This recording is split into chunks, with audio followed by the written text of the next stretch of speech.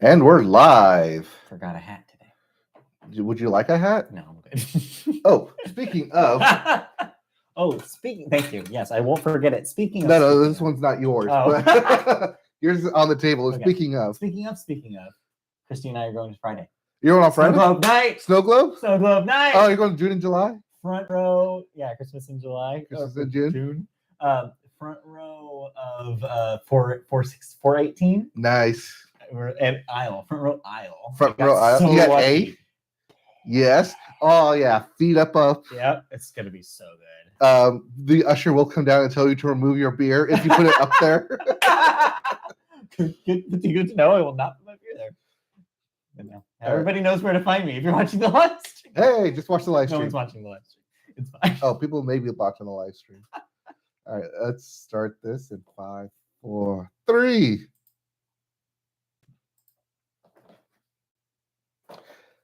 Hello, everybody. Welcome to another episode of the Media Boat Podcast. If you don't know what the Media Boat Podcast is, or if this is your first time listening to us, because I've been out promoting it with other people this past week, we are a podcast that focuses on new media from the past week, including but not limited to music, TV, movies, and video games.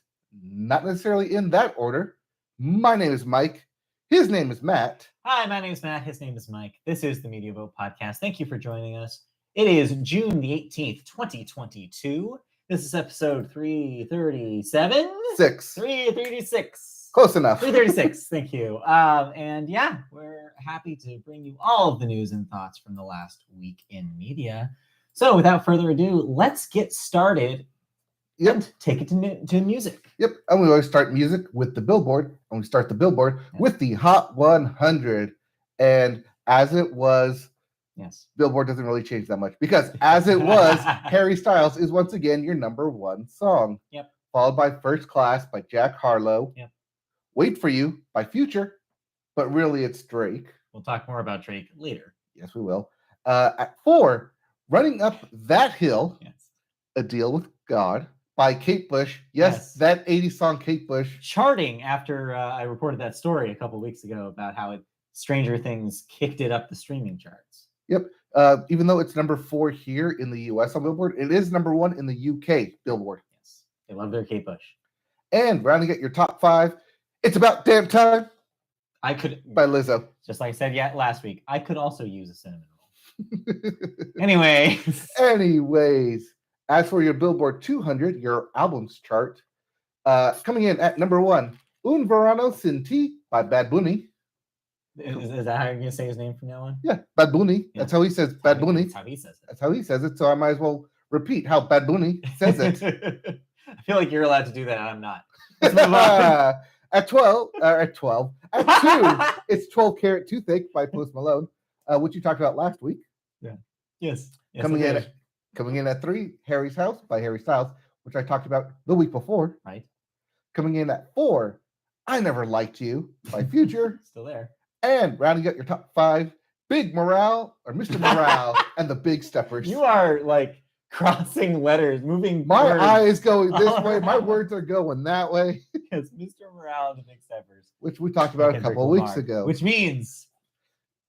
yes. Morgan Wallen is gone for now. Probably will be because we have new releases. Hey, what do we got? If you don't like any of those albums, we have new releases, including Otherness by Alex is on Fire. One word. You can say it really fast. Alex is on fire. We also have Super Ache by Conan Gray. Drip Field by Goose. Thank you for making me feel dirty. Goose. Meet the Moonlight by Jack Johnson. Yes, that Jack Johnson. Drill Music in Zion by Lupe Fiasco. Yes, that Lupe Fiasco. First Lupe record in a long time. So good to see him back. We have Muna by Muna. Yep. All caps. AKA that band that Phoebe Bridgers did that song with, and it became a TikTok thing. So this is TikTok album. Not quite. Not really. All right. We also have Closure / Continuation, all caps, because it's yelling at you, by Porcupine Tree. Mm-hmm. Good band name. Very evocative. Yes.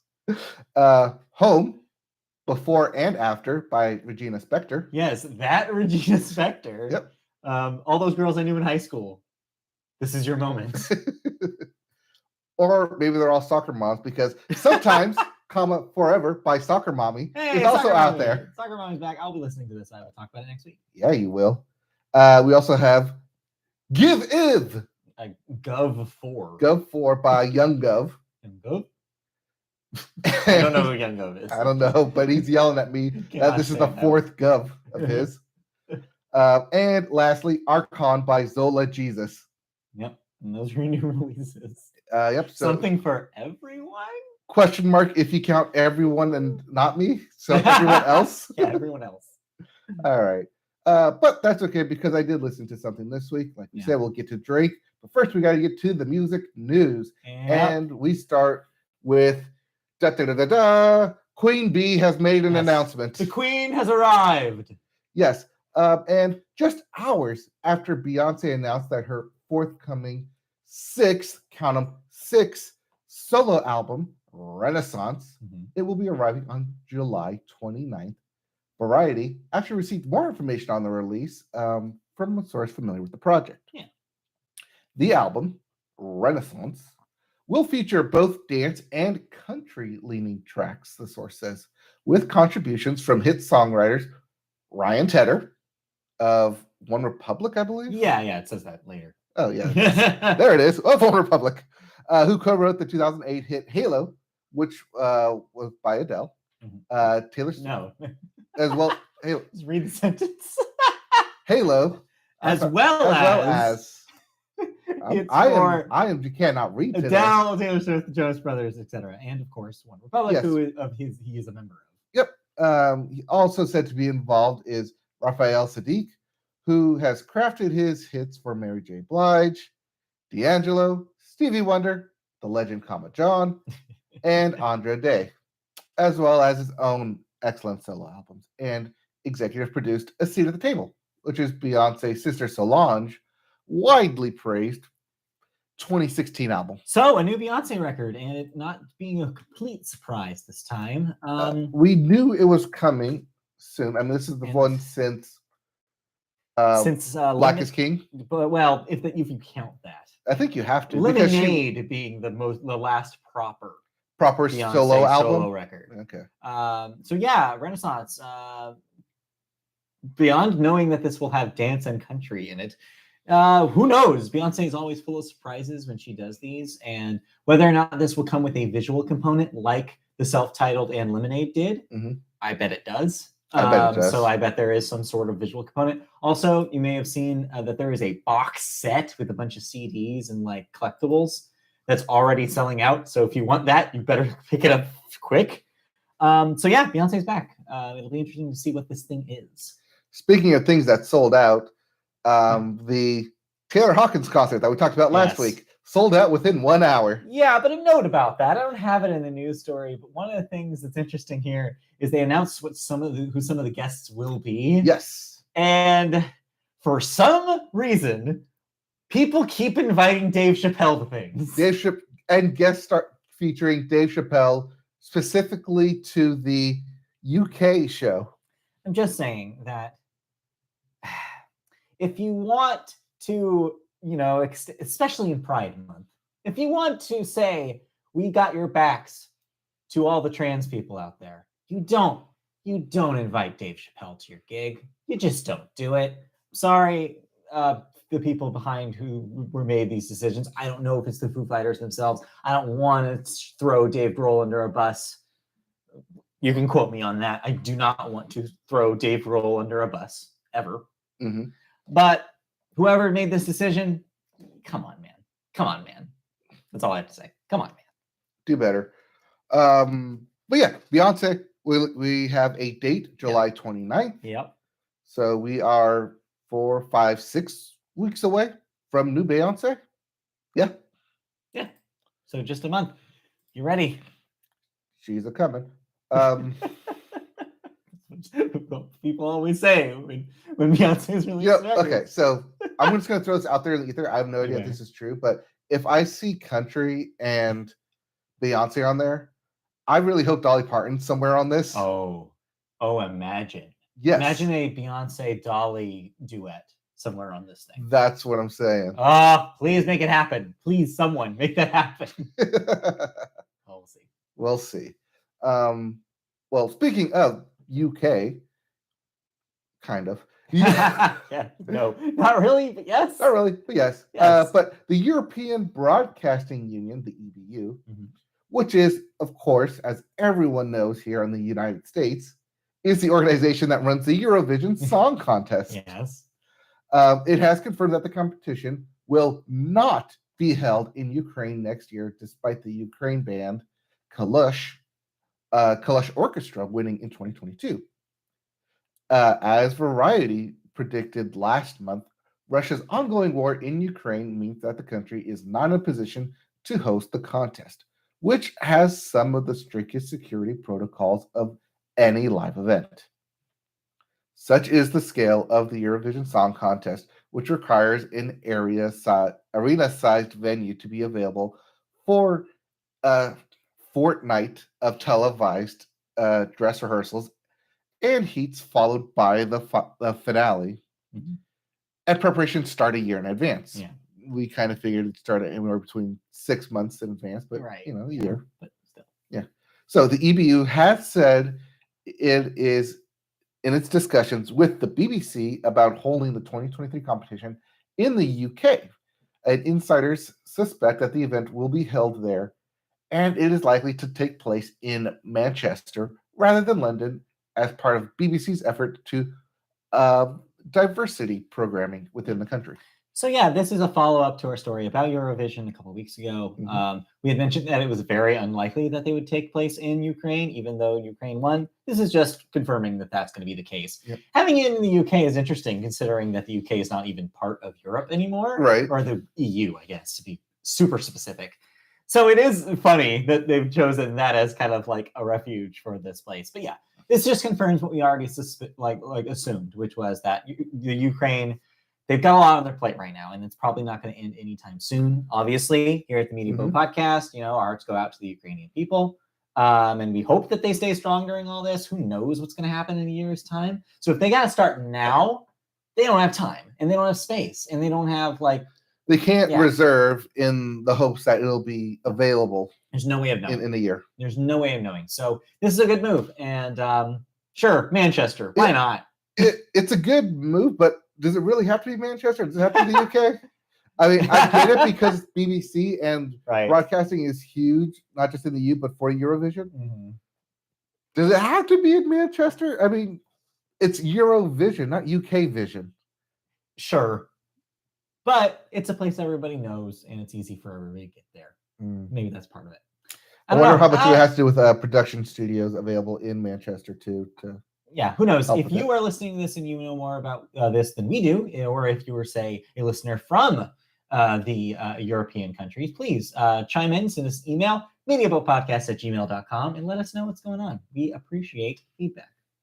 Yep. And if you respond to us in our email, we will respond to you on the podcast. Boom. Speaking of responses. Yeah, I guess. That's a segue. Maybe. Honestly, never mind. Because that's the title of our next album. All right. So Drake. We talk a lot about Drake here on the Media Boat Podcast. We talk a lot in glowing terms. So we talk a lot behind Drake's back on this, mainly because Drake turns his back to us.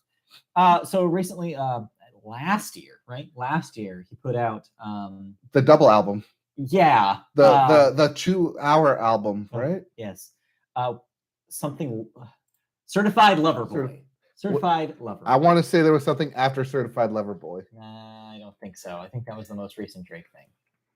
But anyway, regardless, Drake seems to oscillate a lot between this idea. Yeah, you're right. You have the baby mama. This idea that he is just a rapper, first and foremost, or that he's more of a pop artist playing around with dance hall kind of influence kind of songs.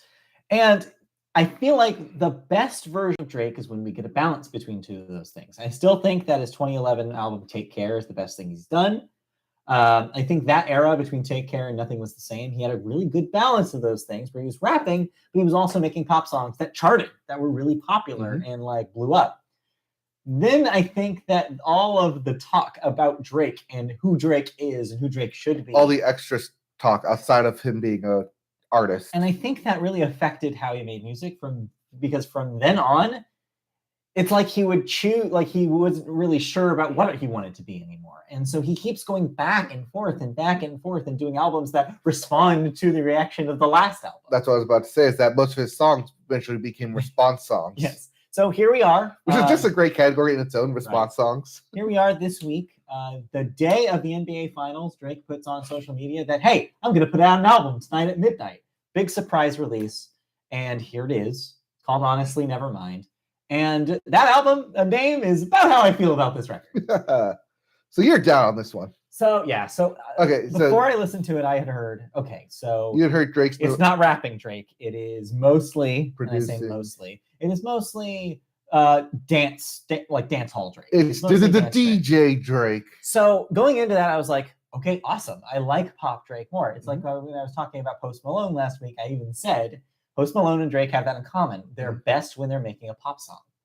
But this is not pop Drake, really. This is you are driving down PCH Drake. This is like, there are dance songs, like objectively, but they're like slowed down, chill dance songs. They're not hyped up in the club dance songs. They are like, all right, okay, I'm kind of gyrating to this.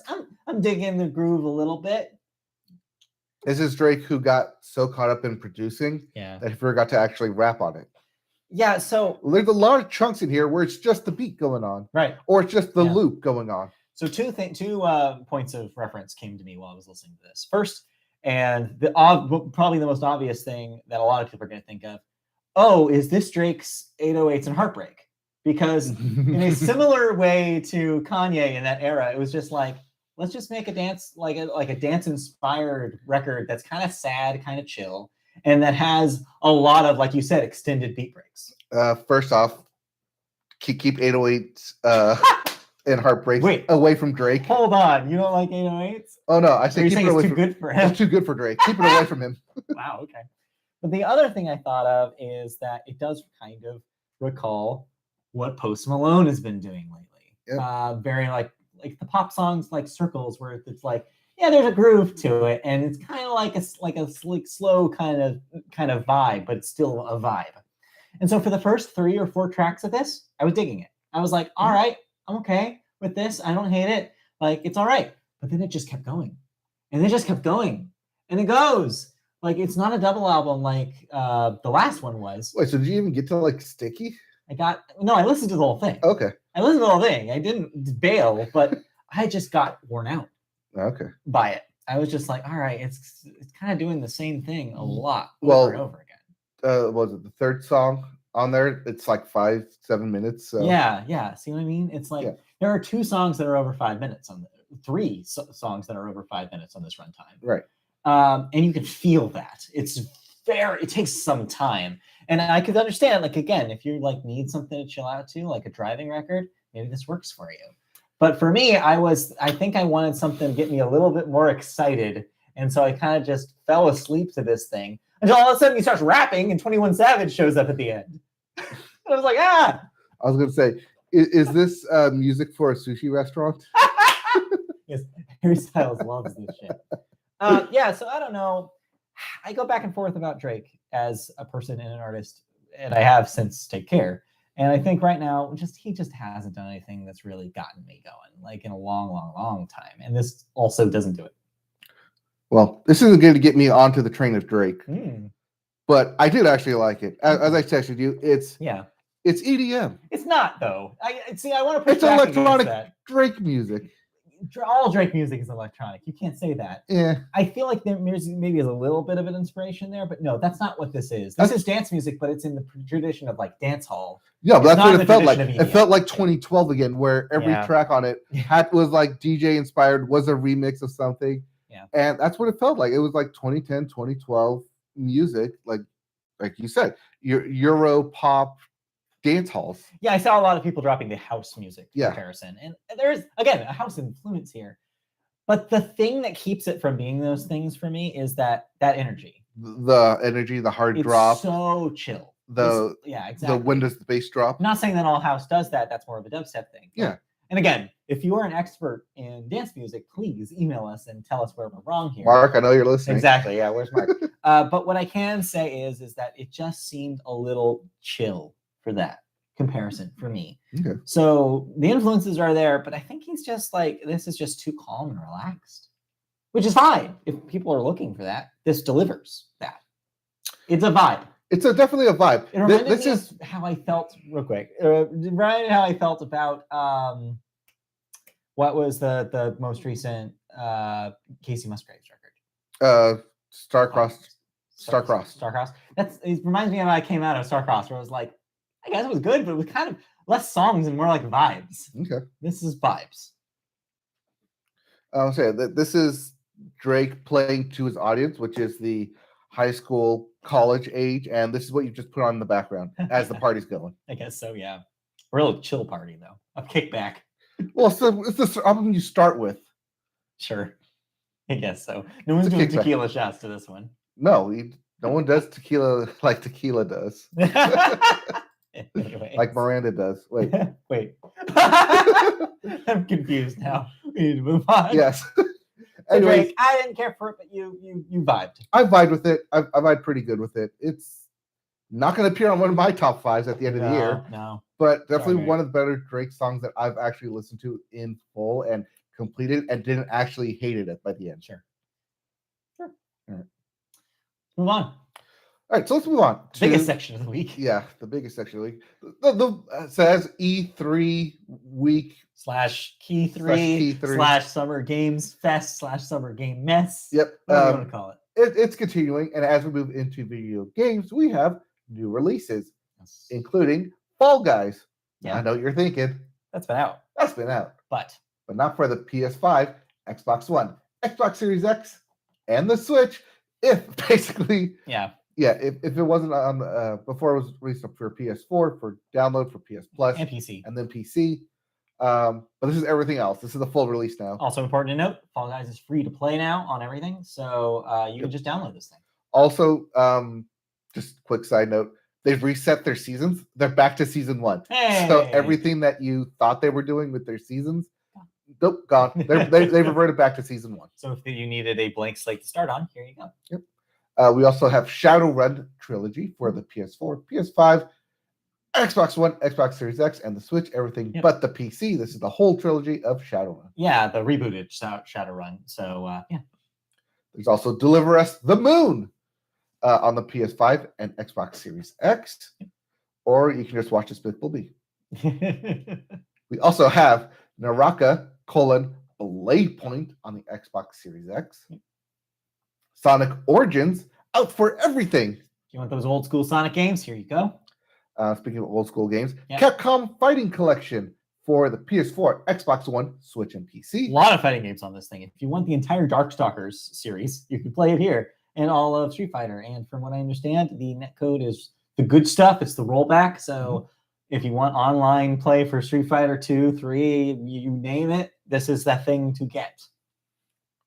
And lastly, in new releases, Fire Emblem Warriors, 3 Hopes for the Switch. Yeah, this is yet another Fire Emblem Musou, Dynasty Warriors game. Oh, so, the Dynasty Warriors. Get ready to do Hammer X a lot.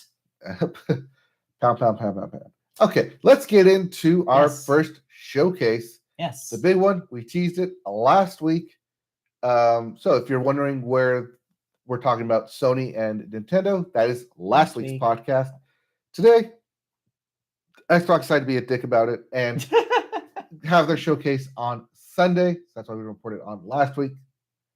But hey, Xbox and Bethesda. Yeah. Overall, before we get into it, it was an alright show. It was pretty good. It was okay. I think they hit what they needed to hit because everything that they listed is coming out within the next 12 months. Yes. At least that's what they say. Except for a couple things. And I will mention those caveats in a bit. But yeah, most of this, though, they have a calendar for, and they're going to release them in the next 12 months. Additionally, all these games are on Game Pass. which is pretty cool. Yeah, and that's the big thing, is that everything was on Game Pass, Yeah. exclusive to Xbox on Game Pass. They've been doing that for the last few years, and it's always great. Like, it's always a good, like, it makes you feel good about being a Game Pass subscriber, because it's like, okay, I'm just going to get all of this stuff. Yeah. I mean, compared to, like, PlayStation, which we'll get to later. Yeah, That's our thoughts. We'll talk about it. Yep. So, first up, we had, I don't think this is actually in order. It's not, it's kind of mixed. It's kind of mixed, yeah. So, jumbled up news. Yeah. We have new footage of Redfall. Yeah. Which is the Borderlands-inspired zombie game. I'd see more Left 4 Dead in there, but yes, it is a co-op zombie fighter or zombie shooter that just was one of the delays alongside Starfield into next year. Mm-hmm. This is Arcane Austin, so you get a lot of the Prey and Dishonored developers working on this. That's what it is, Dishonored. And it looks like it's trying really hard to have a personality. It's trying to have a lot of quips being said by your players during the zombie fighting. It looks like a lot of that's why I said Borderlands. That's what it reminded me of. Well, but also the different classes and like and they're upgrade mechanics. And they're leaning into like co-op attacks, so that way, like, oh, I'm going to do this thing that helps with this character's move. So I'll be working together to defeat zombie hordes. Could be neat. I don't know if the personality is really working for me. I thought it was really talky and loud. Also, not sure if it's actually zombie hordes, because it could be vampire hordes. Oh, sorry. Yes, vampires. That's right. This is a vampire thing. Yeah, because this is what's said in Northeast, not Salem. Yes. But Redfall, even though they're clearly inspired by Salem. Salem, yeah. That's right. So new footage was shown. I believe that's coming out later this month, right? No, that's next year. Redfall got delayed just like Starfield did into next year. So we're not going to see this for a while. Okay, but we had new footage show. Yeah. Other news, Riot partners with Xbox to bring League of Legends and its other series of League of Legends inspired based games to Game Pass with all characters included. Yeah, this all unlocks. Big deal. This is a huge deal. Yeah, because League of Legends has a huge roster. Yes. I'm sorry. Did I emphasize that enough? Because huge. Yeah, 100 plus at least characters you can play.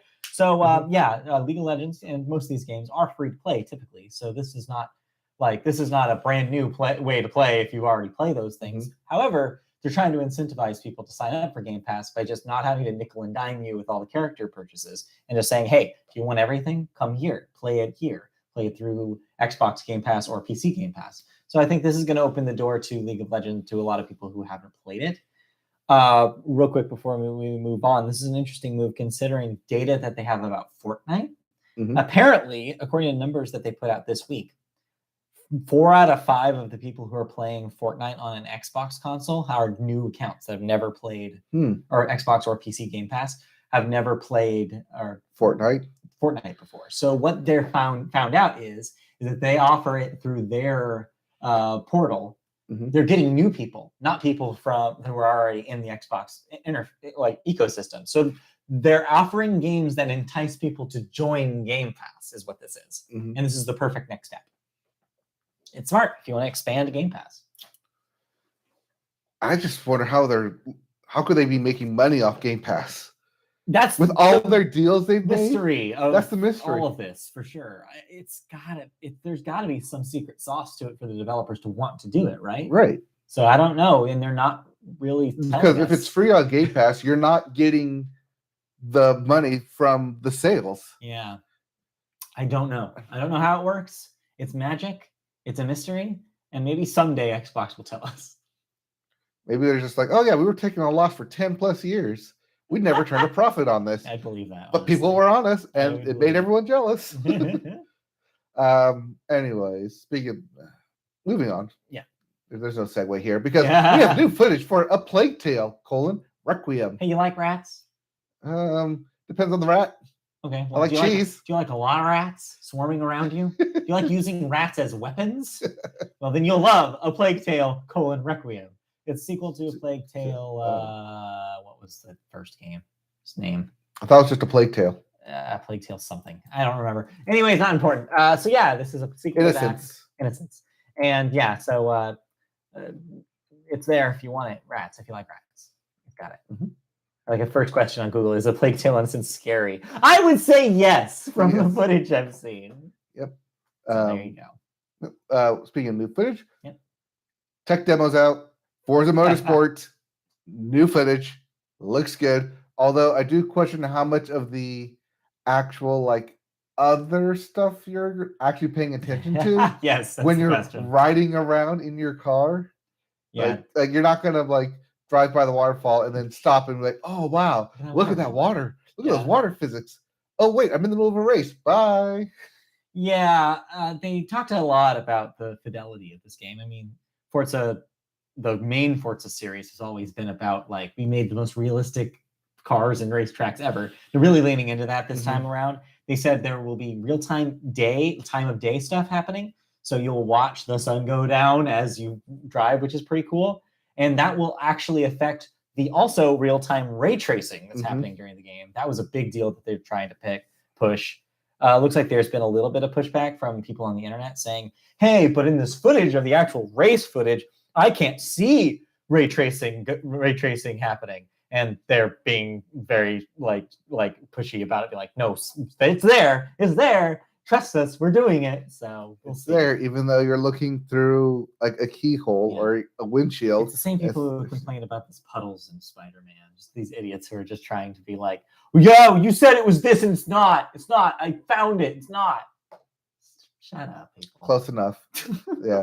You can complain, or you can like get in there with them and fix it. So yeah, right. Yeah. Hire me. It's Forza. It looks like just racing realistic cars and realistic courses, which is exactly what you want from that game. So hey, looks good. And then we found out where Microsoft actually makes all its money. Microsoft Flight Simulator. Hey, getting a 40th anniversary edition, and being paired off with Halo. You get some Halo ships in there. Yeah, you get that Halo ship from Infinite, and you can fly that around. Most of the stuff they showed was just like, hey, you like Flight Simulator? Here's more Flight Simulator. They also just patched it to have rebuilt U.S. airports. So if you want to look at a really, really, really realistic version of your local airport, now you can in Flight Simulator. Does LAX still have it under construction? Yeah, that's how realistic it is. It's constantly under construction, just like the real thing. LaGuardia under construction. So yeah, the Flight Simulator still looks good. Every time they show footage of that game, I'm like, I can't believe this is a video game. Fly into Dallas Fort Worth and put you at the wrong terminal. Can you see the little train running around? It's like, oh shit, I missed it. I'm gonna miss the gate. Oh no, I gotta wait another 10 minutes. All right, but that's not all. They kept announcing stuff, including Aura: History Untold, which was announced. Also, Hot Wheels. Yeah, coming to Forza Horizon 5. Real quick, Aura looks like a Civilization thing. That's what I thought that was. Yeah, it looks like Civilization to me. But yeah, Hot Wheels with big classic orange tracks and loop-de-loops and fun boosters. I thought it was just going to be straight up Hot Wheels. They're like, no, this is Forza Hot Wheels. They just put out a Hot Wheels game last year. That's why I thought it was like, oh, there's just featuring combined. No, I could tell it was Forza because the cars look too good. But yeah, Forza Horizon 5 is getting Hot Wheels content. We also have new content in Minecraft called Minecraft Legends. It's not new content for Minecraft. It's an additional spin-off strategy game. Oh, it's its own product. A lot of people were saying, why do they do this? It's a lot of people were saying it looked like Brutal Legend. I'm like, yeah, sure, bring that back. No one's asking for Brutal Legend again. No one is, except for Jack Black. We also have As Dusk Falls, which is coming to Game Pass. I have to be honest, when I was typing this, I do not remember what As Dusk Falls was. We don't have time to look it up. But I was just like, what was this one? I don't remember. Oh, this one's okay. Oh, yes. This is the one that's like a realistic but painted like choose your adventure. Yeah. It looks like a Life is Strange, except like the graphics are all, some are like very watercolored. Yeah, it's very like you're looking at still paintings kind of as the characters talk and stuff. I don't like the look at this at all. Is that because it reaches into the uncanny valley? Yeah, it's too creepy looking, and I don't like that when they're talking they don't move. Only move sometimes. It becomes a Nintendo game at that point. No, I just don't like the look of it. I think there's a way to do this where it looks cool, but this is not how to do it. Anyway, it's on Game Pass. It's on Game Pass, though. We also have Pentiment, which was announced by Obsidian.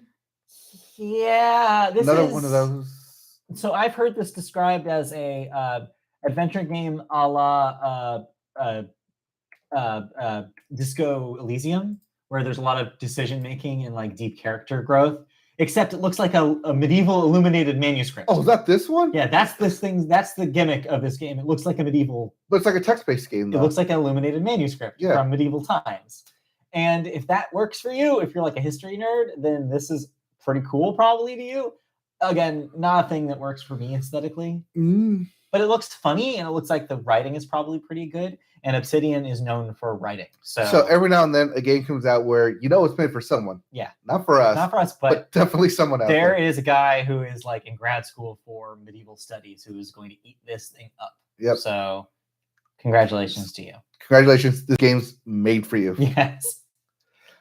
Speaking of stuff that's not made for us, Diablo 4 coming to Game Pass when it releases next year. This is actually kind of interesting. I saw they showed a lot more of Diablo 4 than we'd ever seen. This thing. And maybe want to actually play it. Yeah. The Necromancer class. They were selling it pretty well. Yeah. They were selling like couch co-op and online co-op and all the like post-game content. And everything that they needed to do to sell this game, they actually hit. I think that if you are excited for a new Diablo, skip the mobile game and just wait for this is the vibe I get. Because it seems like they're putting a lot of hard work.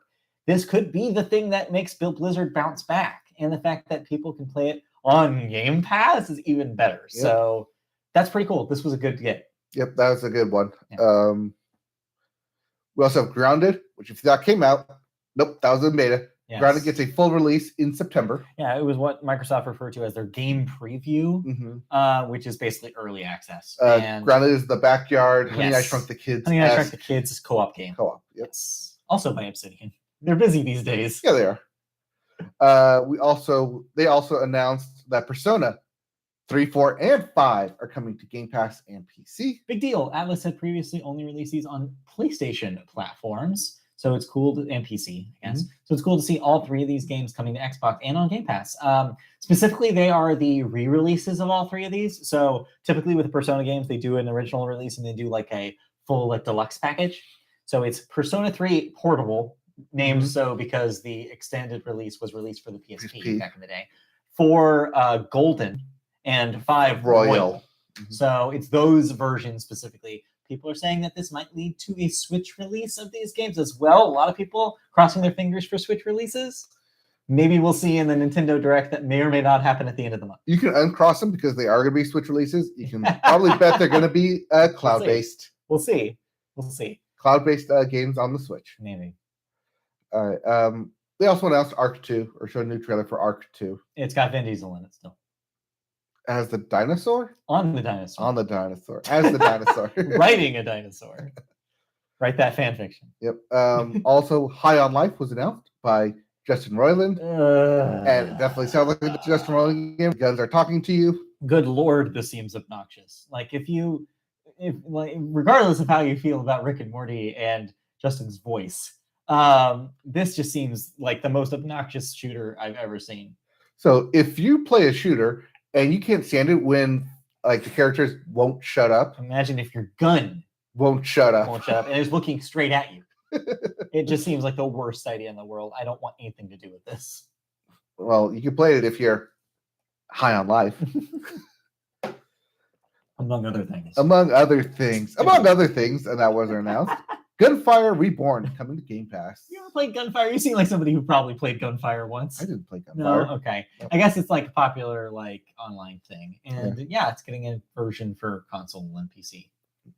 We also have Ereban: Shadow Legacy, which was announced. I don't remember what this is either. They announced a lot of shit was in this thing. And also, there's some terrible. I remember when I was watching this, Christy was on the couch with me while we were watching this thing, and every time one of these games came out, I was like, "That's a bad name." Yeah, I said that about Ereban Shadow Legacy. I said that about Ravenlock. I said that about Flintlock. I'm like, what are these names? These are all bad. I don't remember what any of these games are. Yeah, I don't know. It looks like ninja stealth action ninja stuff with a robots. Yeah, or something. I don't know. All this stuff really just blended together for me. Like as we said, it's out there for someone somewhere. Yeah. Also announced Ravenlock and Flintlock, two completely separate games. Two different games. That is also Flintlock: The Siege of Dawn. Bad name. I'm telling you, these are bad names. What do they mean? Nothing. We also. But then the two big ones. The two big ones? Yeah, these are the two big ones. I thought.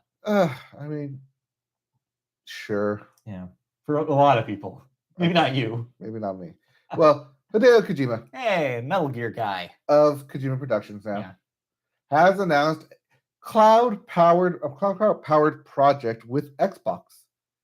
But that's all it is. He just announced it. He said, coming. Yeah. Like game in the works. So this, of course, follows Death Stranding, which was the most recent Kojima Productions product. That was a Sony deal. Sony co-financed that. This is basically him saying, hey, now I'm going to work with Microsoft and see what Xbox is going to give me and allow me to do. He said in his little statement that this is the game he's always wanted to make, that this is a dream project for him.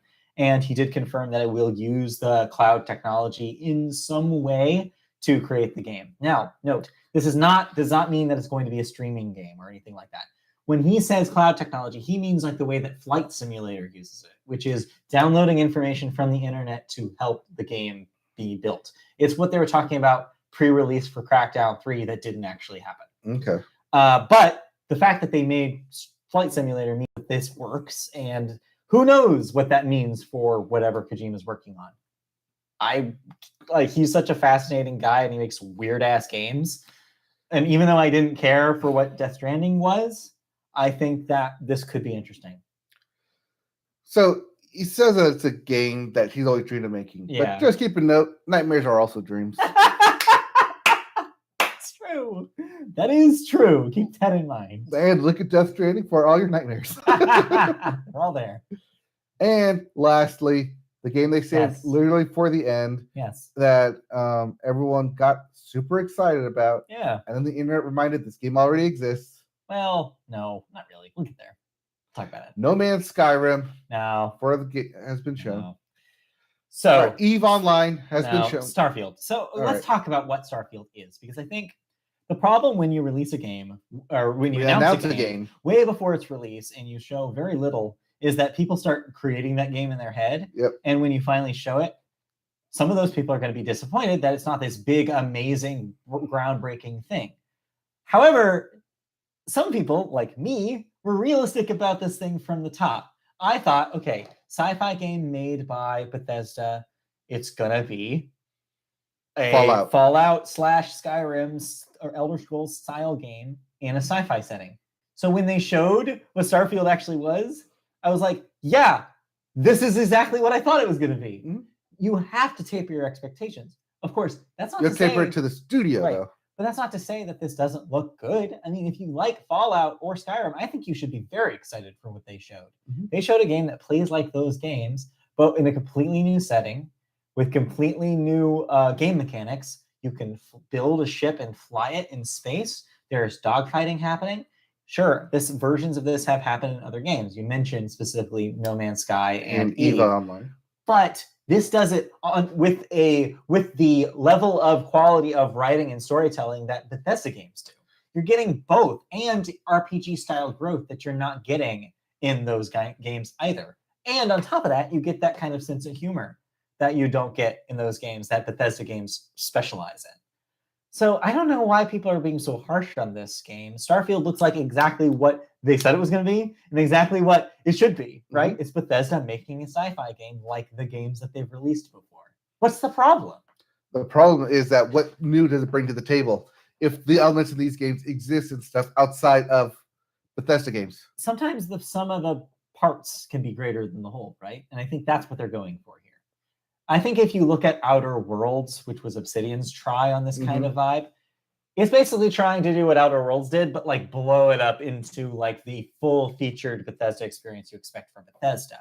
One of the things that a lot of people said when Outer Worlds came out is like, oh, yeah, this is a cool idea. It's kind of over pretty quick, and it doesn't have enough of what I want from like one of these games. this solves that problem. In No Man's Sky, yes, there's a lot of freedom there with how many planets that you can go to, and the fact that there's seamless transition from space to planet, which is something that they've said explicitly this game will not do. But I don't think that but also you get that because it's not as big and elaborate as a Fallout game. There's so much cut you mean from the because sides. you're limiting to 1,000 planets and not 1 million planets? What I'm saying is No Man's Sky does a very specific thing because they want it to be a very right. It's specific procedural thing. generated. Right. And this is not that. They are using some procedural stuff, but mostly these are handmade planets. Sure, most of them won't have anything on them, but the things that do are going to be curated to have story stuff in them and things to do. This is not No Man's Sky's highfalutin, oh, I guess I found a planet that's just this one kind of animal. Oh, shoot, who would have guessed I found this? It's a different philosophy. And so I feel like comparing the two is missing the point of what Starfield's trying to do. This is Fallout in space. And it's always been Fallout in space. Yeah, but remember the last Fallout game that got released? Fallout this is 76? Not 76, though. They've said that 76 is its own thing, just like Elder Scrolls Online is its own thing. Not mentioned here, but they did say they were doing new content for 76. I cut a few things out of this. Yeah. That didn't matter. but yeah, I just, the internet is harsh on a lot of things, but this time I'm like, they gave you a thing that you wanted forever and you're still mad, is how I feel about this. It's like, this will come out and people will love it. And I think that this conversation will be over. I think that people just had an idea in their head that this was going to be the most mind-blowing thing they've ever seen. And it's not that. And I think that that's ultimately on the fans. That's not on Bethesda. Well, you're trying to satisfy several different people of groups. You can't satisfy everyone. No. And I think, but what I'm saying is I think that the people who are complaining about this are the people that this will satisfy. I think they will love this. They're just mad that it's not this game they created in their mind. And if you want to create the game in your mind, you can go to tech school and create it yourself. Right, exactly. That's our message. Game development school. This episode of the Media Boat Podcast. Make your own game, damn it. If you're complaining, go make it yourself. Go do it. Game making is hard work. Go try it out. Yeah. Anyways, I think Starfield looks okay, and the fact that it's a Game Pass game is probably the only thing that'll get me to play it, because I'm just not that person I was in 2008, where I can dedicate a lot of time to Fallout 3. I'm not that person anymore. But this will be great for the people who are, say, in college and have a lot of free time, and they will love this. So, good for you. That's what I'll say to that person. All right. How many dick ships are going to be flying around? So many dick ships. So many dick ships. So many dick ships. It's the first thing everyone's going to make. Anyways, we talked a lot about Xbox and Bethesda, but they weren't the only ones that had announcements this week. Making some waves. Yeah. We have some gaming bits to get to. Yeah, just a few. Starting with Dragon's Dogma 2, Yeah. which was announced. Sequel to Dragon's Dogma. Yeah, people have been waiting for that one. Speaking of things people have been waiting for, Overwatch 2 Yes. officially coming this October. It will be free to play. Yeah. And PvE will launch later. I mentioned that specifically because they were originally pitching Overwatch 2 as a PvE game with Overwatch on top of it. They've completely backpedaled on that. Yep. They're really pitching it now as Overwatch 2, like a sequel to Overwatch, a multiplayer-focused game. All of the marketing seems to be focused on that, and that's what we'll get in October. They're not making you pay for it this time, which is a neat idea. It will be on Game Pass. They have confirmed that. I wouldn't be surprised if this also shows up on the extra tier of PlayStation Plus. But yeah, it's Overwatch with some refined parts of it, and we will get most of it in October. But yeah, unfortunately, the PvE stuff, which was the thing that I thought was interesting as somebody who gets their ass kicked online, is not going to launch until possibly 2023, which kind of sucks. So kind of disappointed in that. But lastly, it was the 25th, 30th, 35th, 40th. How many releases have they had of Final Fantasy VII? 25th anniversary, at least, of Final Fantasy VII. I just need to make sure how old I am. Right, yeah. Yeah. Countdown from 1997. Yep. So Final Fantasy VII has 25th anniversary. Yes. And it was solely dedicated to Final Fantasy VII related content. Yeah. Including but not limited to, the announcements of Crisis Core, Final Fantasy VII Reunion. That is a remake of Crisis Core Final Fantasy VII, which was a PSP game. Yep. Originally. Did you ever play Crisis Core? No. Okay. I didn't play anything outside of the main series. Ah. As well as Final Fantasy VII, Rebirth. Yes. Which is, in fact, episode 2 yes. of the Final Fantasy VII remake. Yes, part 2 of that. So we get remake, rebirth, and then a confirmed but not yet revealed title for episode 3, which they confirmed would be only 3 episodes or 3 iterations. It'll be a trilogy of things. Yes, so we have remake, rebirth, recoded. No, they can't. They already used that. Reverse, rebirth. Reverse. I don't know. Remind. The third one. Yeah. No, they did that one already too. What do they got left? I don't know. They've used all the words. Reloaded. Revolutions. Who knows what it's going to be? Redemption. But are you excited for part 2 of that game? Yes. You had a lot of fun with remake. I had a lot of fun with remake. I did think that the 2 big areas that you got to explore, while big, did limit you to essentially 2 big areas followed by more or less just walking or platforming. Sure. Side scrolling. Not side scrolling, platforming. Wandering around. No, it's not open world though. It's just like, here's your path, follow it. Yeah. But that's kind of where the original Final Fantasy VII game differs. There's a clear-cut point break from the stuff that happens in Midgar to everything that happens outside of Midgar. And we should mention that if you didn't play the first one, absolutely play the first one before this one, because you were going to be so thrown off from what I understand about how that game ended. Yeah. If you don't know anything about like the twists and the storytelling for this thing, you're still going to be confused. It's like, what?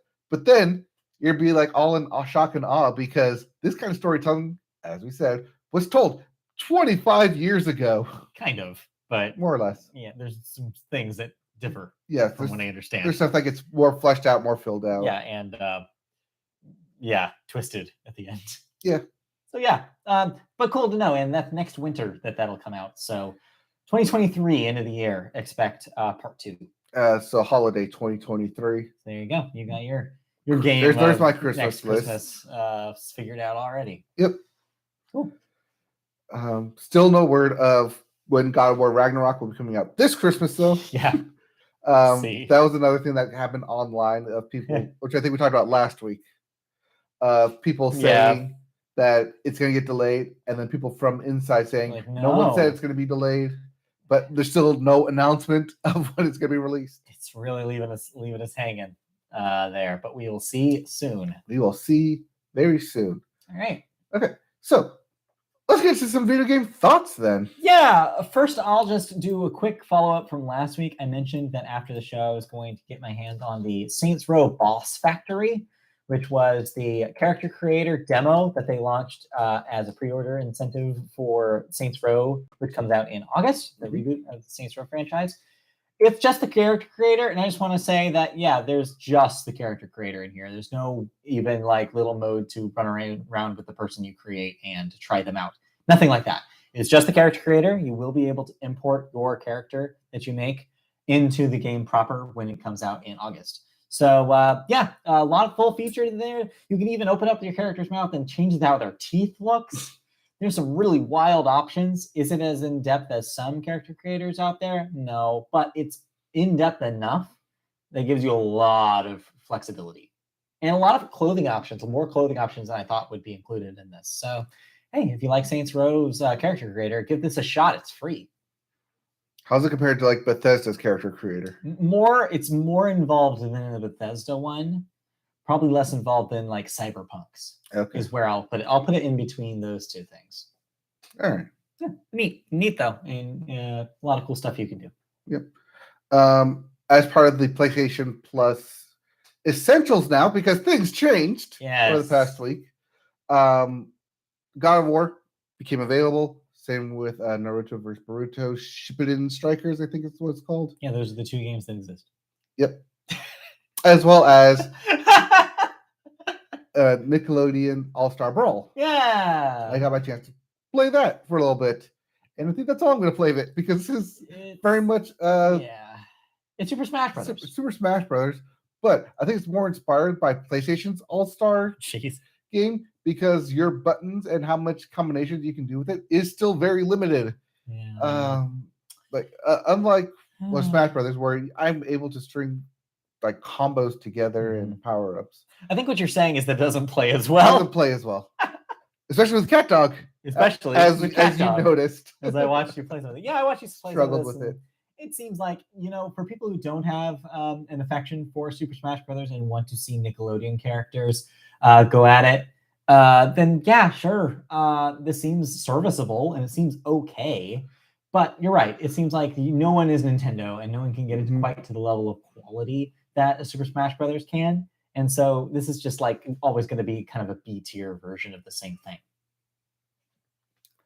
But it's free if you're a PlayStation Essentials person. It's free. Free. So that does beg the question then, is there anything out there that could take on Smash Brothers style? It's only been in preview so far, but the Warner one, Multiverses, is getting a little bit better press early. Okay. It's saying it seems like people think that feels better than Nickelodeon's game, and also, but it seems to be marketed in a way where Warner wants to push it into like fighting game tournaments like Smash. Well, they want it to be Multiverses also has the it's team based. It is team based, and so that adds a layer of strategy that maybe Nickelodeon All-Star Brawl doesn't have. I'd say we'll wait for Multiverses to come out and see if that's the game we think this should have been, because it could very well be. It could be a better version of the same idea. When they come out with like a Marvel Brawl. I mean, there's been Marvel fighting games before. Yeah, but that's like 2D fighting games. Yeah, it's like Marvel Street Fighter, or Street Fighter. Yeah, it's not Capcom versus not a Super Smash Brothers-esque thing. No, I want like a Super Smash Brothers-esque Marvel game. Well, I don't know. Maybe someday you'll get DC heroes and Multiverses. Yeah. So we'll get Batman and Superman. Yeah. And I think Harley Quinn. Wonder Woman's in there, right? Is she? I think Wonder Woman's in there. Yeah, that's like half the roster there. Right. So there you go. So I don't know. Yeah, maybe someday. I guess Disney would have to do that. Yes. Yeah, but they're never gonna have Mickey slap Minnie. No, I don't mean like the entirety of Disney. They should do this though. They should absolutely do that. They should do like I want Mickey versus Donald and Wolverine versus Kermit the Frog. Yeah, let's do this. No, please don't do that. Please don't do that. Please. Anyway, let's move on. Versus Nat Geo Cheetah. The last thing we should talk about, and we don't need to spend a lot of time on this because it's not a game. Mm-hmm. But yeah, PlayStation Plus, as you mentioned briefly, they launched their new tier system in the US this week. Yep. So you can now pay extra money to join either the extra or the premium tiers. Mm-hmm. And I don't know why you would ever do premium, is kind of my takeaway of looking at what the comparison is. Seems like, so what extra and premium get you that Essentials doesn't is what they call the PlayStation Game Library, which is their version of Game Pass. This includes a lot of recent PS4 and PS5 games, as well as access to classics, which is basically anything that is PS2 and PS1 era. But even though most of those are actually PS4 versions of those games. So that and access to demos. And access to demos is pretty much all you get with that tier. Yeah. Premium gives you basically is the streaming pass. It's the PlayStation Now equivalent. It is, if you want to stream these games instead of downloading them, here's your pass to do so. Mm-hmm. Also, if you want to stream PS3 games who are only available for streaming, you have to be premium. Mm-hmm. But honestly, looking at those PS3 games, it's all the backwards stuff that you've already played. But even more so than that, even if you hadn't, there's not that many great options in the PS3 library. So I'm looking at it and like, I don't know why you would pony up the $120 a month to get premium yet until they really add to that service. This is for everyone who's coming into PS4, PS5 that never played those versions of games. Yeah, it's just a weird, expensive option for not a whole lot more. Well, it's also someone who has more time to go through that back catalog and play those games. But I signed up. I went ahead and signed up for Extra to check out the game library stuff, and I'm glad I did. Stuff as recent as Assassin's Creed Valhalla is included here, so I just gave that a shot. And Miles Morales, Spider-Man Miles Morales is on here, as well as Demon's Souls, the PS5 version. So there's stuff that I haven't played that were $70 full price products that are on this thing for my subscription. And I'm like, you know what? That's a good deal. Even if it was just those 3 games, I'd say this is a pretty good deal. Yeah, there's about 5 or 6 games that I saw on that list that I still either want to play or it's on my list to eventually play. Yeah. So it might be something that I'm just gonna like pay for it because it's jumping up to $100 from $60. So yeah, I had just paid the $60 last month, and so it just was like, hey, you want to pay $38 for the rest of this year? And I was like, yeah, sure, that's nothing. Like $40, that's a game. I think mine was up in April, so it's been 2 months. So I think ultimately where I sit on it now is that I think the extra tier may be worth it if you are like someone on an Xbox with Game Pass interested in playing recent enough games that you maybe skipped. I think it's worth it for that, as well as future things they'll add, like Stray, which will be an extra game, or other games that maybe they'll make deals with a la Game Pass and get on the service day one. That's going to be cool. Yes, you won't get day one first-party releases on this thing. And which sucks. But for now, I think it's worth it for the price if you're already on the PlayStation Plus train, if you know you're going to spend a lot of time playing games on PS5. So, hey, check it out. Look at the game library, see if it's for you. That's a good thing, though. You can actually look, if you're on the PS5, you can actually look at the entire library available because it breaks it down like, oh, here's what you get with Extra and here's what you get with Premium. Is any of this entice you enough to buy the extra tiers? Yeah. So neat. I'll take a look at it. And I mean, we'll probably circle back in a year and see how year 1 was and whether or not it was worth it and reevaluate the service. So we'll see. Yep. All right. With that, that's it for our video game thoughts and it is for the video game section, which brings us to the second half of the show. First off, in the second half, we talk about television, and we always start talking about television by talking about the Sports Corner. Big week in sports this week. U.S. Open happened. That's all you have? The U.S. Open is currently happening right now as we're going away. It's the U.S. Open of golf, we should mention. Yes, sorry, of golf. Since we were talking about tennis U.S. Open just last week. That's the French Open. Well, whatever. You need to specify, is what I'm saying. All right. Of golf. Thank you. Because the U.S. Open is not tied to the PGA. It's an open. Meaning anyone who qualifies, meaning that you have to have a but what I'm saying is that there's also a U.S. Open of tennis. There's also the U.S. Open of surfing. There's so many U.S. Opens. You have to be specific. Yeah. But anyways, Colin Morikawa currently tied for first. There you go. We'll be teeing off later today. Rory McIlroy, -1 behind him. He's -4 through the tournament so far. 1 behind the leader. So there you go. But yeah, those are your big names. And then there's also, I think it's John Dahm. Joel Dahm. Joel Dahman, who's also tied for first. So stay tuned to that if you're a golf person, and we'll see what happens. Yep. Solidarous. But the big thing, don't say that name. The big thing, though, this week, of course, was hockey and basketball. Hockey's heating up. Stanley Cup Finals will be are currently running. Lightning and the Avalanche. So we'll see ultimately who tops who at the end of this week. Yep. If the Lightning win, that's technically a dynasty. They'll win 3 in a row. Yeah, nice. But basketball wrapped up. As we mentioned with Drake. Yes, as we mentioned with Drake. With the finals, with big win for the Golden State Warriors over the Celtics. And somebody pointed out that apparently every year in which Kendrick Lamar has released a record, the Warriors have won the NBA championship. This one's more significant than the previous ones. It is. But this one seems to be more significant because they're coming off a 2-year rebuild through 2019, 2020 season, and 2020-21 season, where they had more losses than wins, and then come back and win the NBA championship. Hey. Okay, you can start talking about Steph Curry as being one of the all-time greats. Oh, do it now. Yeah. Considering that he won Finals MVP as well. I think he was also the league MVP for this year. So yeah, drop his name in there as you can start doing that. Yeah, absolutely. Definitely do that. Definitely, we can keep having the debate of who's better, LeBron or Curry.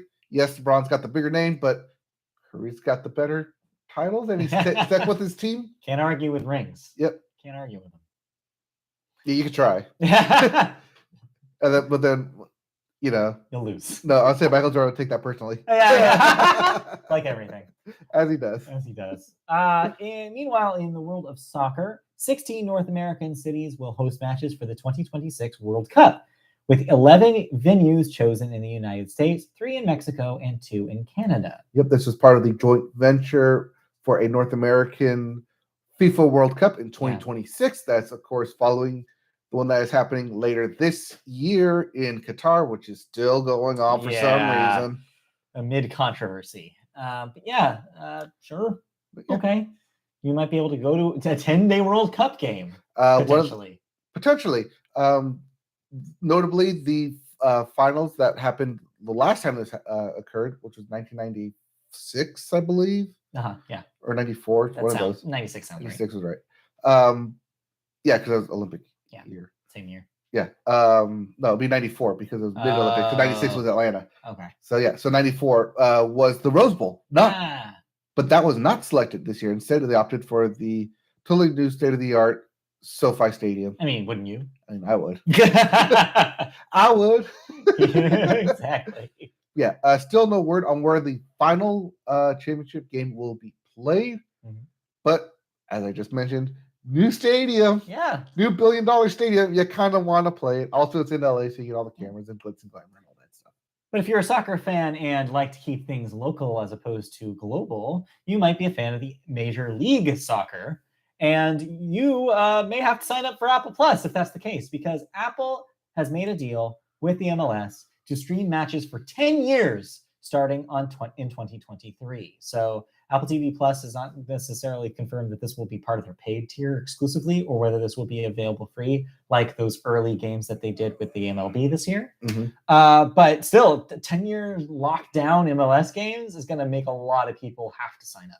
From what I've been reading online, it's going to work a lot like the NFL Game Pass and the MLB Game Pass, where you're going to get some games for free. So it's like the MLB, like every Friday. But if you want all the games, you're going to pay the extra. It's going to be some sort of, you'll have to deal for it. It's probably also similar to how Peacock has been doing the Premier League stuff. Yeah. Where it's like, you get it if you're paying member. Like, it's just here if you want it. Neat idea, but I feel like a lot of people are going to be angry, as they always are, with like this kind of consolidation about only being able to watch it. Right. Now I have to go get Apple TV Plus. I have to go get this in order to watch all my soccer. Yeah. Well, but if you care, it's there. But do note that it's not just MLS games; it's also the sub games as well. And I think you get several international matches in North America too. Yeah. So there you go. In sports entertainment news. Big sports entertainment news. Big shoe dropped. We were waiting for this shoe to we drop. we were waiting for the shoe to drop. Vince McMahon, the big boss man himself, stepped away as WWE CEO following a Wall Street Journal investigation that he had an affair with a paralegal employee, and also paid $3 million of NDA hush money to cover it up. Yep. We already knew about this. We've known for a long time that Vince is not a great guy. There's a lot of questionable practices in his business. Also, he runs that business pretty questionably. So note, though, this does not mean that he's no longer with the company. He still will remain in a creative producer role, which means he still has his grubby mitts all over the WWE. So don't get too excited about this yet. This does not mean all of a sudden that this will be a complete turnaround for the brand, that they will be different tomorrow. No, that's not what this is. He's still there. It's just that he decided that he was going to focus on these legal stuff. It meant that he had to not be CEO of the company anymore. So in his place, Stephanie McMahon is taking as interim CEO because, keep it in the family. And all of a sudden, it became Succession. It's always been Succession. It's always been Succession, is the truth. So like I said, nothing's going to change overnight for wrestling. This is going to be the same shit it's always been. Yep. I will say the same thing that I always have said, which is, If you like this, I feel like there's a better product at AEW. So just watch that. Except AEW is also currently having its own kind of misfires. Yeah, but still. Mainly in terms of like keeping talent happy. Sure, yeah, absolutely. I mean, that's the realistic part of wrestling, is that there's always going to be that happening. Yep. So, but honestly, yeah, I'm just, man, Vince McMahon is the worst. He's always been the worst, and yeah, less power is good. So, in order for him to be removed from CEO, the real quick business legal news, because it's owned, or it's not owned, he doesn't own it. It's part of like shareholders. Sure. Vince and the McMahon family own 51% of the company. Mm-hmm. I think Vince McMahon himself owns about 48% of like tier B shares, which is technically like counts as like double. So his stay in the company is based off the board of directors. Right. Yeah. Whether or not they want to oust him. And even then, he still has the majority share of say in the board of directors. So what we're saying is very, very hard to remove him from the company. Yes. But very hard to remove him. But yeah, this is just him stepping away from the limelight. Give him about a year. He'll come back for WrestleMania. Always. As he always does. You can't get rid of him. It's like a pox. Yep. But it will be interesting because if an internal investigation can prove that he had an affair with this paralegal and then promoted her within the company because of the relationship, that would be grounds for termination. That is what they have to prove, though. Yeah. So we'll see. We'll see. All right. Anything else in sports before we can move on to television proper? Baseball continues to happen, and glass cannons continue to break. But yeah, we don't need to talk about that. Yes. Yankees continue to their absolute dominance in the league. Yeah, Jesus. Just they're the Yankees again. Yep. It's back. They're back. They're back, crushing it. The 90s again. Yes. Aaron Judge, give him a ring. Might as well. All right. Anything else? XFL is starting to wind down for those of you that still care about it. I said, no, you mean the USFL, right? Yeah, the USFL. You said the XFL. I said the XFL? Yes, you did. So XFL is next year. You reverted. The XFL is still next year. Yeah, USFL. USFL. Yeah. Still continuing. Okay. Let's move on then out of sports and into proper television news. Hey, for the first story, I have a question for you. Do you like Avatar? The blue people? Thank you for slam dunking my setup there. No, the other Avatar, Avatar: The Last Airbender, the Nickelodeon show that ended back in 2008. You mean the Avatar: The Last Airbender that's on Netflix? That everyone watches on Netflix now? Yeah, the very same. Yes. So that is getting 3 new spin-off films. Paramount, who made the announcement at the Annecy International Animation Film Festival, did not share plot details about the forthcoming trilogy, but Lauren Montgomery, who worked on Avatar: The Last Airbender, is directing the still untitled film, the first of 3 standalone stories that are in the works. The films are in development under the company's Avatar Studios banner, which was formed back in February of 2021. The division is designed to create original content spanning animated series and movies based on both Avatar: The Last Airbender and its spin-off series, The Legend of Korra. These films will be separate from the live-action Avatar films that are currently in the works, also at Netflix. So they have big plans for Avatar, and it makes sense. They probably looked at the success that you're talking about of streaming numbers on Netflix, also the fervent fan base on the internet, and how many people around our ages are obsessed with Avatar. I never got into it, tried it, bounced off of it. I don't know. But I get why people love it. It's got deep lore, lovable characters, a lot to love, cool animation style. It nails the ending. And they nailed the ending, apparently. Yep. And so, yeah, I get it. And I'm glad that those people have more Avatar. And it seems like with people that were involved in the original production. So what this is going to detail, if I may use my creative brain here, right. cap. Let's do it. Conspiracy cap here. So Avatar ended in 2008. Main characters were still around 10, 14, around that time. Oh, do you age them up? Well, 1, you're going to have to age them up. Okay. 2, any conflict that they introduce either has to be resolved over the course of those 3 films, because there is no conflict by the time you get to Legend of Korra. But also, you're given about 30-ish years to work with there. So you got a lot of different stories you can tell, Oh, yeah. as well as the evolution of the world of the Avatar. Because when you go from Last Airbender to Legend of Korra, there's like a big technological jump that they don't really explain a whole lot of. They just said this is how society is now with Legend of Korra. And there's opportunity there to explain what happened. Yep. Okay. And especially give people who want more of Avatar what happened with those characters more than what you got with just some lip service with Legend of Korra. Yeah. So cool. Ultimately, there's a lot of opportunity for them to make cool stuff here. And I hope the fans get something that they love. Yep. Cool. All right. But you will kind of get the Superman problem of if Aang is the Avatar and can solve everything. Yeah, I guess. You got to have the Maybe Superman you don't problem. focus on them then. Yep. Maybe you focus on something else. Yep. All right. Let's move on to this weekend. Executives completely missing the point. Yes.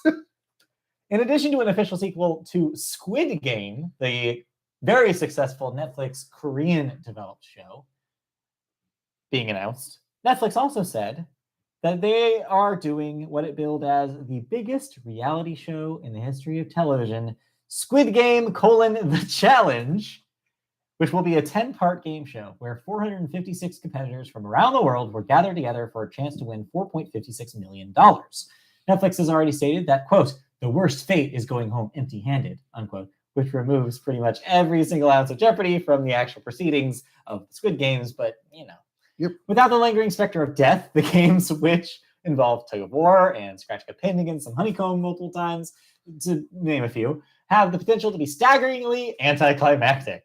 Casting for Squid Game: The Challenge is now open, though, for applications. So go to squidgamecasting.com, except don't do that because this is a stupid idea, and I hate everything about this. Hello, Irony. You're missing my point. So 2 things got to happen after this news came out. You had a lot of people like me saying, what the hell?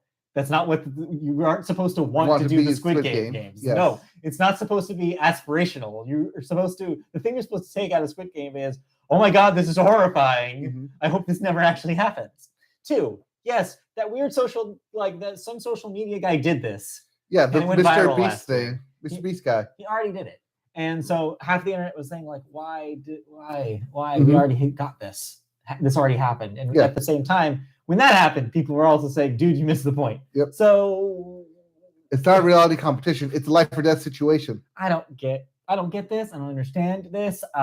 Besides the fact, we put Squid Game on it and people will watch it, which they're unfortunately correct. Well, they also put out The Floor is Lava. Yeah. And people watch that. People did like Floor is Lava. They also put out Is This Cake? I'm just saying that people watch that. They could do this and not call it Squid Game. Yes. That's what I'm saying. Is that there's no reason to associate with you're going to die if you lose. There's no reason. Then that begs the question is, do they just use paintballs and you get hit, you're eliminated? I guess they could do something like that. It's just wipe out and you're falling into water. Exactly. I just don't get what person thought this was a good idea to associate with Squid Game. That's all it is. Just don't associate with Squid Game. Also, it's like dangling. Here's $4.56 million. It is dangling in front of you. Of prize money, to be fair, but not the biggest. Yeah, but it's pretty damn big. Yeah, it's up there. I think what was it? Either Doggy Dog or it was Fear Factor who offered a $5 million purse at one point. Still though, man, you were making $4 million. You're pretty good. You're pretty good from there on out. You can kind of cruise. Yeah, if you're gonna play the lottery for millions of dollars and you're 1 in 1 million chance of winning, here you're 1 in 456 chance. Not bad odds if you want to do all those stupid Squid Game games. But then 1, you're either betting on yourself, or 2, you need to find the old man who's within the game who they know they can't kill. Right. Or show it off camera. Anyways, that's all I have to say about this. It's stupid. I don't know why they're doing it. Because money. Yeah, because money. Let's move on. Speaking of Netflix. And speaking of reality competition shows, yes, we both watched a reality competition show on Netflix. And speaking of revivals, it's back. It's back. Iron Chef. Yes. What was this? The little quest for the Legend Chef or something? Quest for the Iron Legend. Iron Legend. I believe is what it's called. So unlike previous Iron Chefs, this is a reality show setup. where it's a limited number of episodes in the season and is specifically to get to a final point where you're facing off all of the Iron Chefs. Yes. So it's more structured than before. But it brings back a lot of the people from the Food Network era of Iron Chef America. So that's Alton Brown as your host and the chairman's son. Chairman's nephew. Nephew, right? Yes. And a lot of those Iron Chefs from that era return for this, along with new competitors, of course. Yep. So, yeah, it's Iron Chef, and that's going to be, well, specifically, it's Iron Chef America, and that's either going to be your vibe or it's not going to be your vibe at all. Yeah, Mark DeCosco. Yeah. But yeah, it's also set up differently from what it was originally. Right. Before, it was, here's your secret ingredient, and now you have to create 5 dishes of it. Instead, it's, here's the theme that we want to go for. Whether it's street food, tailgating, farm to table. I mean, the first one did still have, you had to have lamb and everything. Well, no. It's, here's the theme, but your secret ingredient that you have to use in your dishes is whatever they want it to be. Right. So, like lamb, I think the other one was ribs. The other one was milk and different kinds of milk out there. Sure. But yeah, it's Iron Chef. It's Iron Chef. But specific, and I want to be specific every time. It's Iron Chef America. Yes. And why I'm making that distinction is because the original Japanese Iron Chef is such a different vibe. It's goofy. It's like completely absurd. I feel like you lose a lot of the charm with the Iron Chef America. It's taken more serious. It takes it so seriously. And that means that the vibe-wise, I'm just like, there's a lot of yelling, a lot of moving, like harsh sounds, and like everybody's angry and everybody's moving around. Like everyone's working in an actual kitchen. Yeah, I didn't vibe with it at all because of that. I miss the charm, the silly charm of the original Japanese Iron Chef.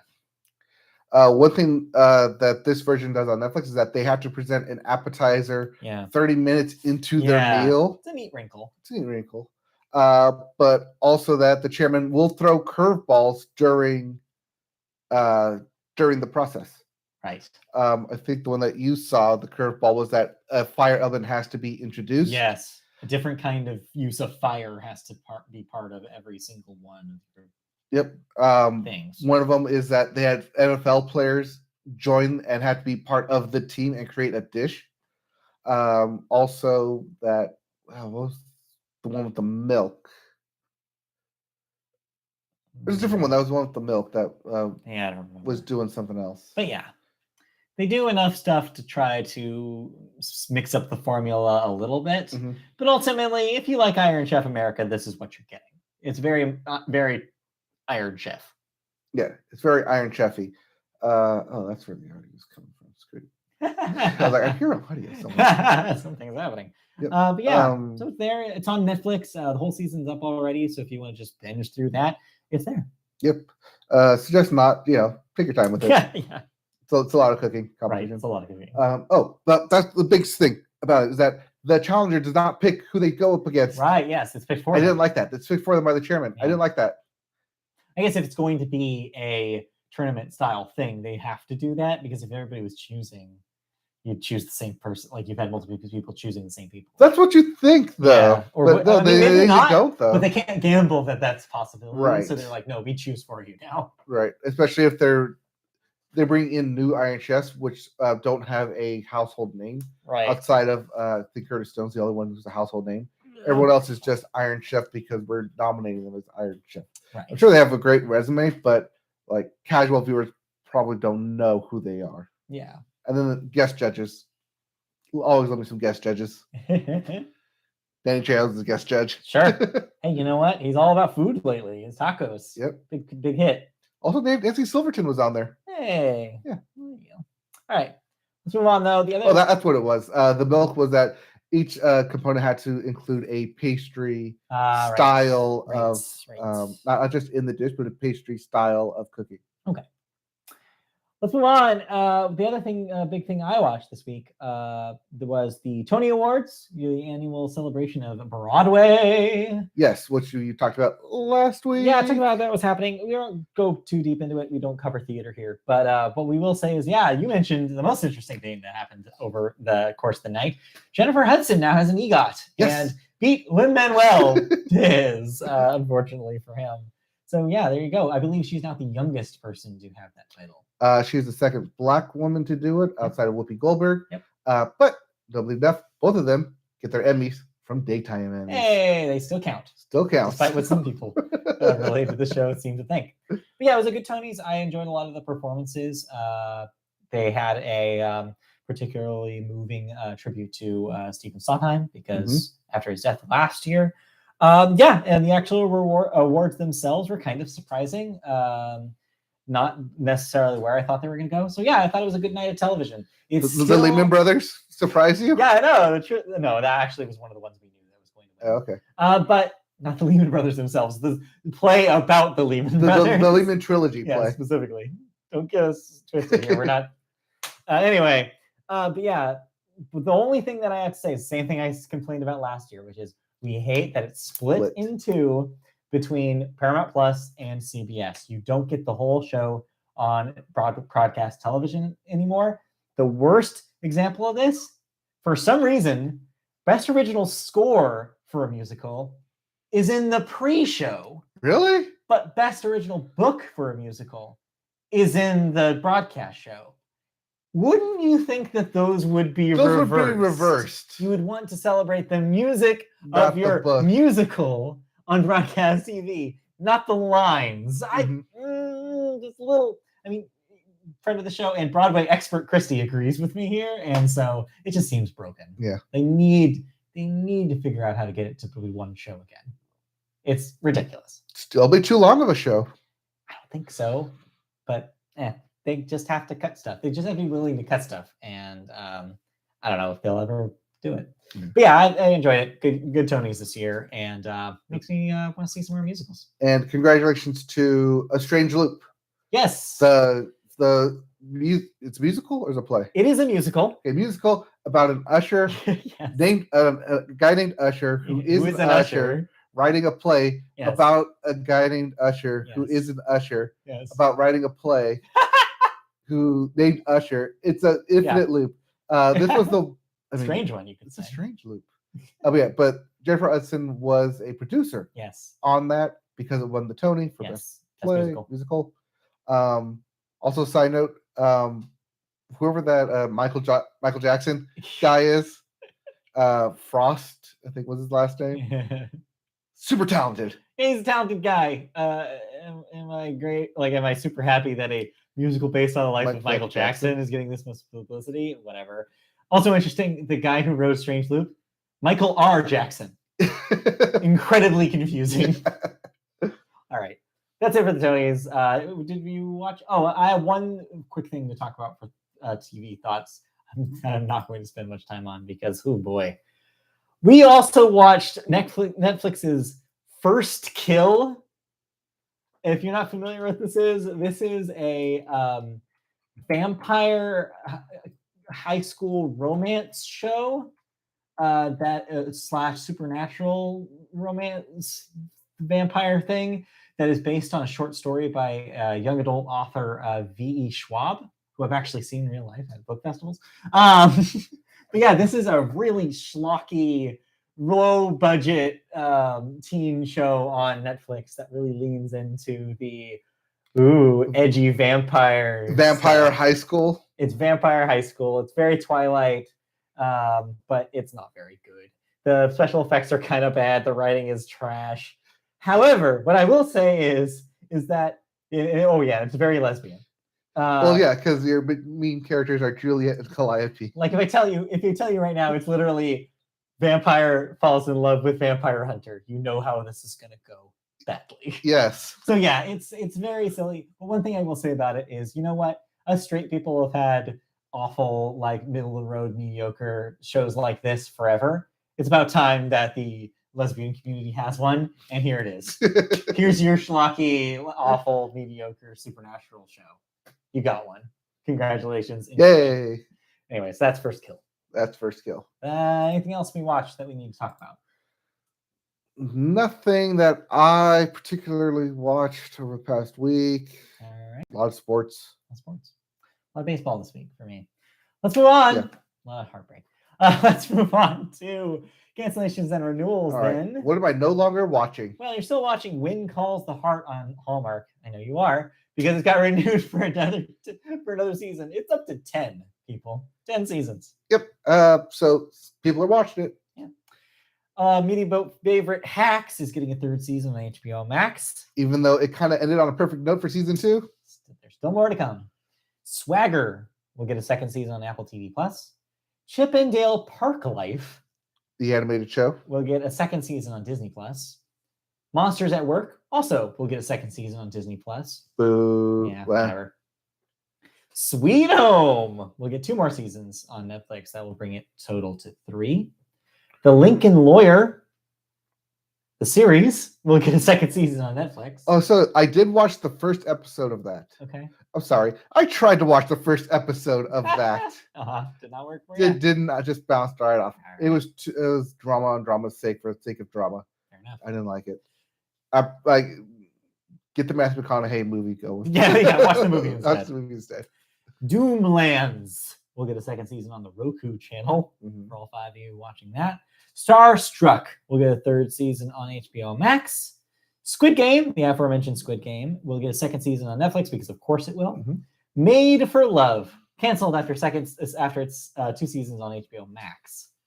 It's not made for us, apparently. Nope. Schmigadoon will get a second season on Apple TV Plus, but rumors say that because it will be based on a different musical, will possibly be renamed to Schmicago, which is a great joke, and I'm hoping that it's better than season 1. Then lastly, in cancellations and renewals, The Boys will come back again. 4th season on Amazon Prime Video. Yep. Boys are back in town. The boys will be back. As they always are. Yep.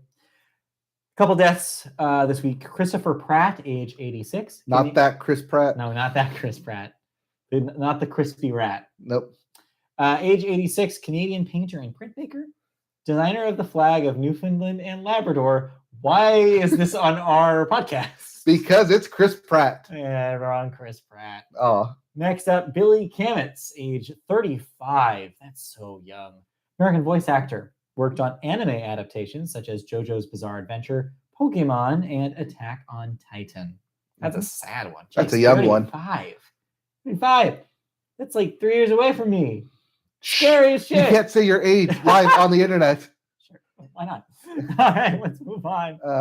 Real quickly, I did watch one other thing. It's technically a catch-up thing. F-Boy Island. Oh, yeah. On HBO Max. Forgot about that. That was the thing. That's only going to get 1 season. It's sponsored by Nikki Glazer. I didn't really like it because everything that they said up at the beginning, they completely broke as they were going through it, including like keeping everyone a secret. Like, are they a nice guy or are they an F-boy? Halfway through, they're like, you know what? Screw it. We're just going to tell you what we're going to tell what everyone is, and we're going to see if you still want to fall in love.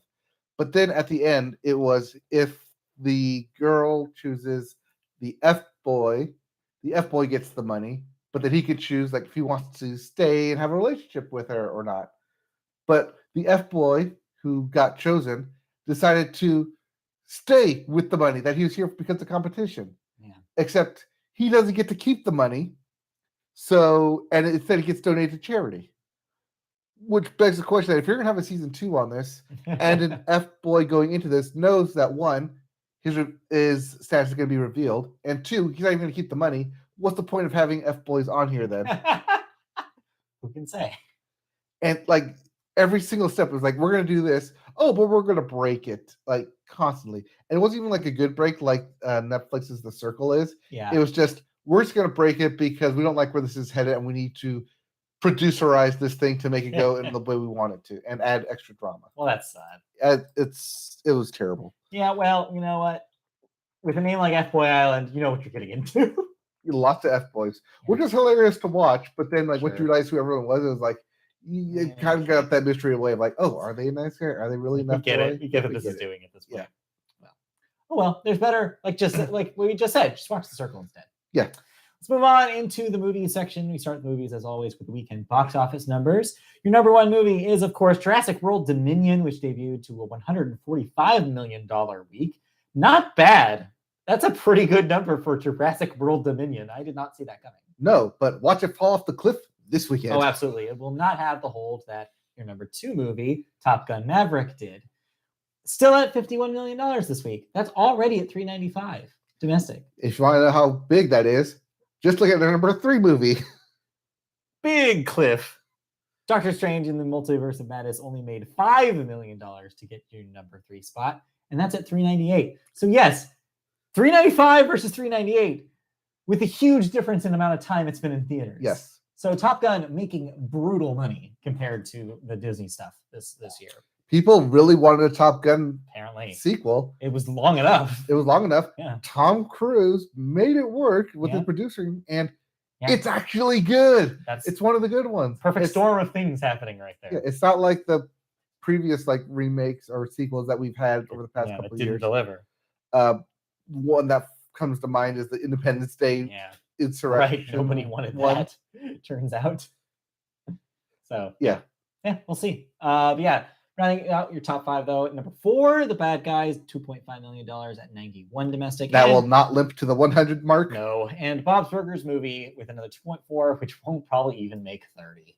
Oh, sorry, Bob's Burgers. I loved you, but just not enough time. Not enough people wanted to go to the theaters to see you. That's because we have a big release this week. You'll have a second life in streaming, though, I'm sure. Yep. Yes, big releases this week, though, for the 24th. The Black Phone. And of course, it's our horror film. Yes, and of course, Baz Luhrmann's Elvis. Yes. If you want to see what seems to be a pretty bad movie about Elvis, you see Austin Butler as Elvis and Tom Hanks as Elvis manager, sleazy manager. Yeah, I don't know. Bad word of mouth for this thing, but we'll see when it comes out this week. Otherwise, currently in theaters, you can go check out Lightyear if you want. I said my stuff about it on the last podcast. Less we talk about Lightyear, the better, probably. So I have a toss-up. This upcoming Sunday is Father's Day, and we will see what is playing following lunch, either Jurassic World Dominion or Lightyear. Whichever one just happens to be playing next is the one we're going to see. Yeah, that's tough because I feel like I don't want to see... I'd rather see Jurassic World because I'm curious about what they do after the last one, whereas I'm not curious about what the hell Lightyear is at all. That being said, bad word of mouth for Dominion, which makes me worried. Yes. So I don't know. I don't know anymore. I mean, we'll find out box office next week. Find out. All right, let's move on to our first movie story this week, which is all about people getting gigs. About directors. Directors getting gigs. Disney is tapping Guy Ritchie to direct another live-action film following his $1.2 billion success of live-action Aladdin. This time, he's overseeing a live-action film based on the Disney animated film Hercules. The film will be produced by Joe and Anthony Russo, specifically their production company, AGBO, and written by Dave Callahan. I wanted it to be Callahan so bad. It's an M at the end, not an N. Who helped write Shang-Chi and Wonder Woman in 1984. Oh, well, halfway there. But Guy Ritchie, no word on casting, but you know. I could see a live-action Aladdin working. Christie's input on this last night was like, well, yeah, just cast me as Meg and we're good. She's got the hair. Meanwhile, Sony has hired Justin Lin to direct a live-action version of the manga One Punch Man with Scott Rosenberg and Jeff Pinker. Writing the script, who wrote Jumanji and Venom. Both of them are writers for Venom, Venom 2, and then Jumanji and Jumanji Next Level. All 4 of those at Sony. Yeah, so and successful. And successful at Sony. So they're Sony just deepening into that Sony well. Yeah. How do you feel about a live action version of One Punch Man, though, as someone with anime experience? Do you think that translates? It might work because it's super satire on the whole superhero genre. Do you think Justin Lin is the right director here? Because I feel like that's a little bit of a mismatch. Yes. Yes and no, because it's not like he's adapting Initial D. No. But the action that goes around One Punch Man is the spectacle. Okay. Because he's just basically standing there like, okay, this is happening. Okay. Cool. Well, maybe. It can be good. This also is the next gig that Justin is directing. Yeah, following since he the bailed on Fast X. 10. Yeah. We'll see. We will see. But yeah, this might also just be Sony dipping into that deal with Crunchyroll and Funimation. Taking advantage of those anime deals they have. Yep. Makes sense. Meanwhile, Studio Canal is bringing on a first-time director, Dougal Wilson, it's a good name, to helm Paddington in Peru, the third film in the Paddington franchise. Meanwhile, Mark Burton and John Foster will be back from Paddington 2 to write the screenplay. This is good news because I don't know if you know, Paddington and Paddington 2 are good-ass movies. Those are actually good films. They're fun family films that are super charming and super engaging, and I am so excited to see Paddington go back to Peru. You know, like it's just such a cute character, a cute world, great characters, and great stories. Give me more Paddington, is what I'm saying. Mark Burton and John Foster were the ones who punched up Paddington 2 from the original script, but now they'll be writing it from the beginning this time. Good to know. Good news. All right. Our last story in film and for the podcast today is a little bit sad one. We're ending you with like a little bit of a bummer. It's not a sad one. But hope for the future. It's a hope. Involved. It's a hope message. The Brady Organization Against Gun Violence is calling on Hollywood writers, directors, and producers to examine on-screen gun violence and depictions of gun safety, asking the creative community to sign a pledge that's already garnered more than 200 signatures, including such names as Judd Apatow, Shonda Rhimes, Damon Lindelof, and Jimmy Kimmel. The pledge, while noting that the, quote, responsibility lies with lax gun laws supported by those politicians more afraid of losing power than saving lives, unquote, acknowledges that, quote, America's storytellers, unquote, have the power to, quote, affect change, unquote. Unquote. The Brady Pledge states, Brady Pledge asks writers, directors, and producers to, whenever possible, to use creativity to, quote, model responsible gun ownership and show consequences for reckless gun use. Also, to make a conscious effort to show characters locking their guns safely and making them inaccessible to children, and have at least one conversation during pre-production regarding the way the guns will be portrayed on screen and consider alternatives that could be employed without sacrificing narrative integrity. So, two brief thoughts here. First thing that comes to mind, obviously, is this is a move, yes, but ultimately, the laws are the things that's going to stop gun violence. Removing guns from people who should not have them is the thing that's going to stop gun violence. Actual political action is what's going to actually work. This is good in theory, but I don't know how much actual effect it will have on the actual thing. This is good in influence. Sure. Hollywood and media have a big influence in how people view guns, view police. Yeah. I mean, I'm not saying it's a bad idea. I'm just saying it's not the core problem, but it's what we as a culture can do to help. The second thing, it reminded me specifically of the move in the last decade and a half to remove cigarettes and smoking from movies and television shows, which has happened. If you notice, only the highest rated things, whether your TV, MMA shows or your R-rated movies, have smoking in them anymore. You don't see smoking in PG-13 films anymore, and that's because of a huge effort that something similar to this had about removing those things from media. This also even dates back something like this to the 80s when nudity was very well around in film in the 70s, 80s, 90s, brief nudity. And you don't see it anymore because, well, one, internet, you can easily have access to nudity if you want. You get it when you want. But also, they just dropped it from the narrative. It's not necessary anymore.